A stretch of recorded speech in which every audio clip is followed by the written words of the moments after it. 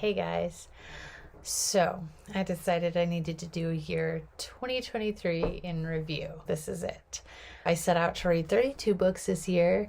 I ended up reading, I think it's about 51 counts so far, because I'm currently reading Silver in the Bone and listening to Turn of the Screw by Henry James, which I should finish here pretty soon because I only think I have like 2 chapters left.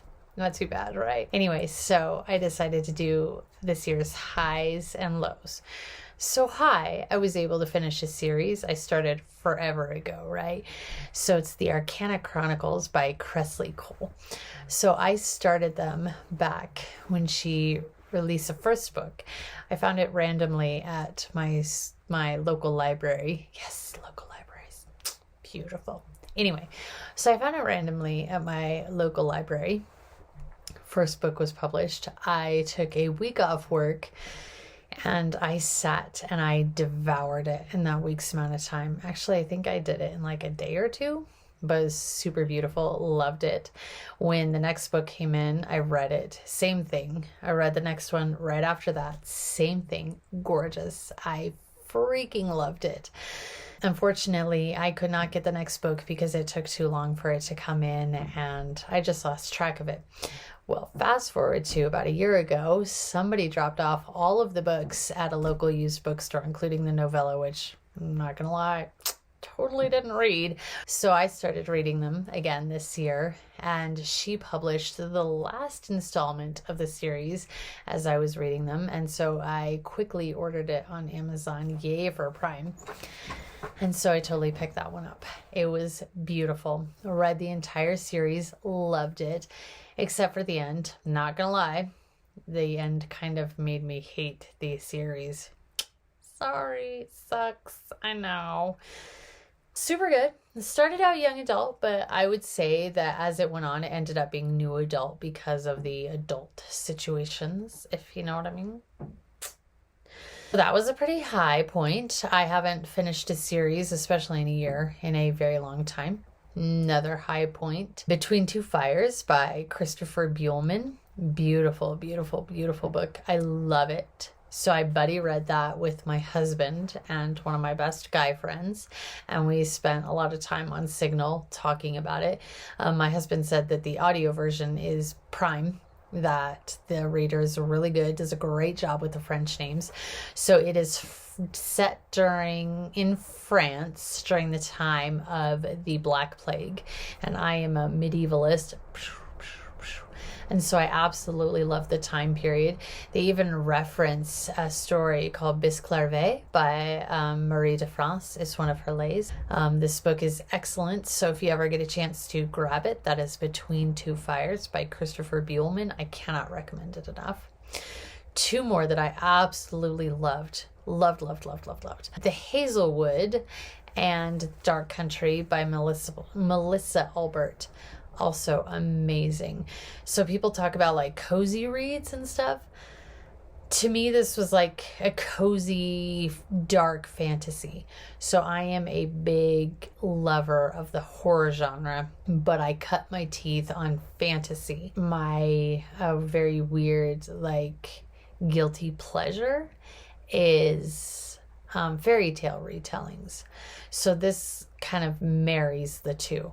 So it takes place in modern day, but it has that fairy tale aspect set with that darker type, So, you know how the Grimm's fairy tales are some of them are very dark. So like Cinderella cuts off part of her stepsisters cut off part of their feet to fit in the shoe, right? And you see the blood.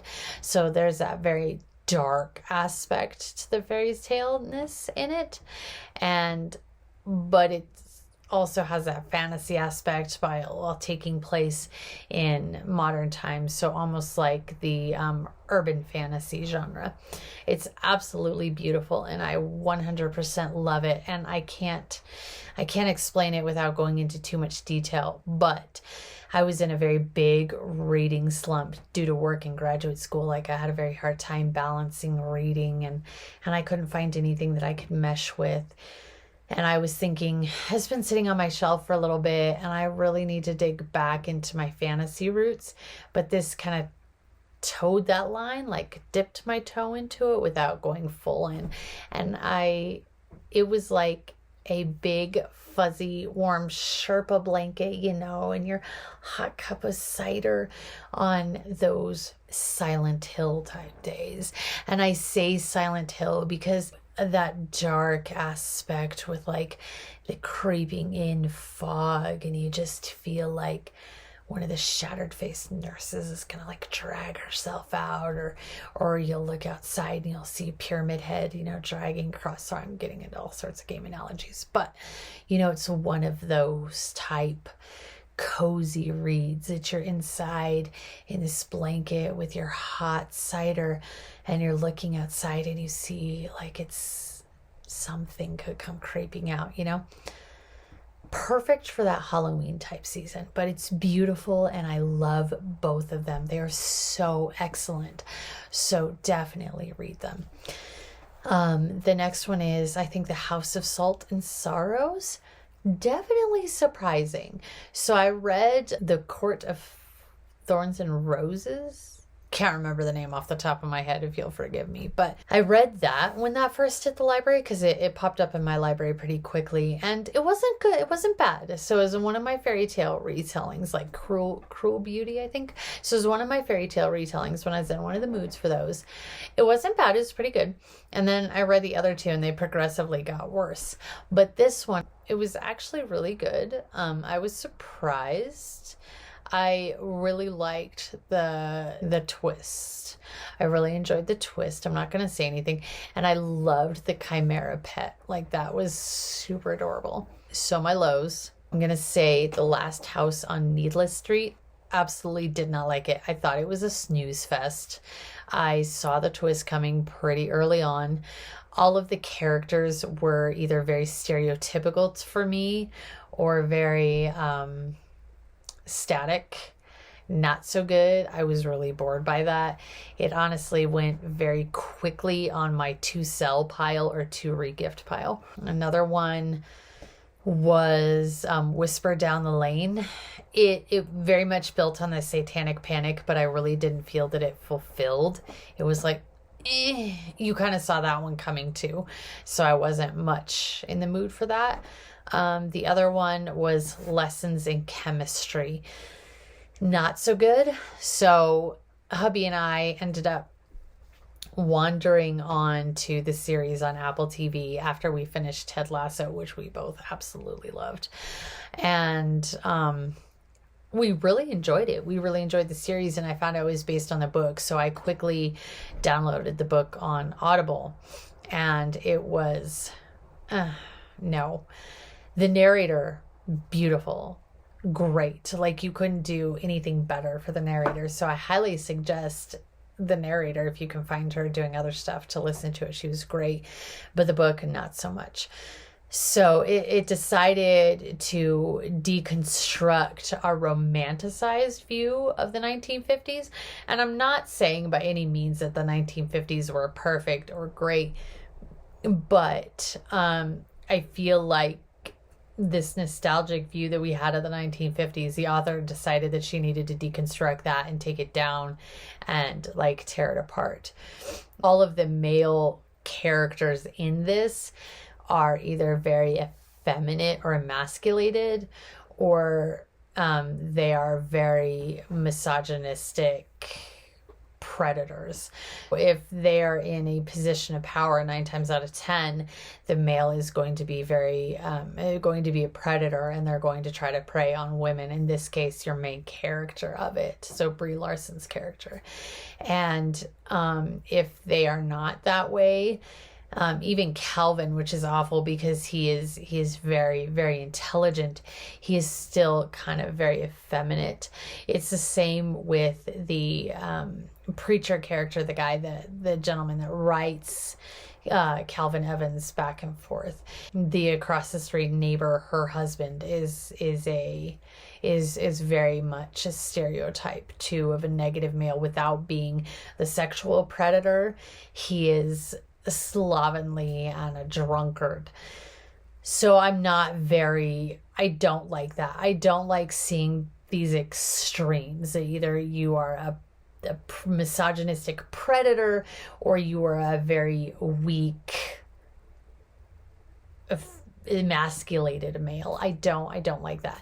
So I felt that the book was awful. So it was a big disappointment because I actually really enjoyed the Apple TV series. In fact, I loved Mad in both the book and the series.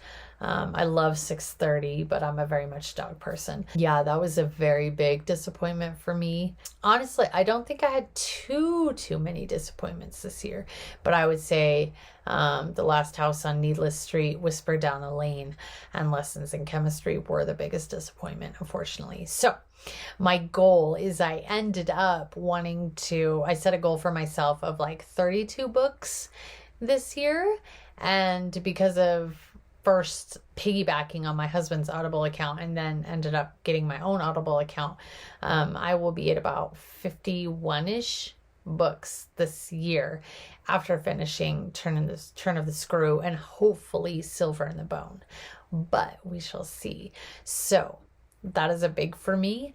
I went from being able to do like maybe 100 books a year right after I finished my undergrad and before I got into crazy adult work, y'all, to I was lucky if I would break like 15 once I started working like 55 hours a week and then going back to grad school.